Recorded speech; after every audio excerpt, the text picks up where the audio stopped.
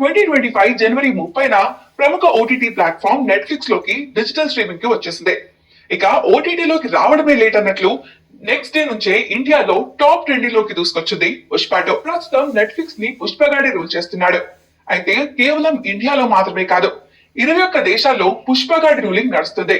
ఈ cinema Netflix global trending top 10లోకి దూసుకొచ్చేసింది. ప్రపంచవ్యాప్తంగా 21 దేశాల్లో నెట్ఫ్లిక్స్ సినిమాల టాప్ 10 లో ట్రెండ్ అవుతుంది. ప్రపంచంలో ఏ సినిమా అయినా సరే ఓటీటీలో టాప్ 10 లోకి రావాలి అంటే కనీసం 2 రోజులైనా పడుతుంది. కానీ ఈ మూవీ 24 గంటల్లోపే టాప్ లిస్ట్ లోకి వచ్చేసింది. కేవలం ఇండియాలో మాత్రమే కాదు, Pakistan, Bangladesh, బెహ్రీన్, Maldives, Oman, Sri Lanka, Saudi Arabia, Australia, Singapore, Malaysia, Kenya, United Kingdom లాంటి దేశాల్లో అదిరిపోయే రెస్పాన్స్ వస్తుంది. మిగతా దేశాల సంగతి పక్కన పెడితే పాకిస్తాన్ లో పుష్ప 2 రెస్పాన్స్ మామూలుగా లేదని అంటున్నారు.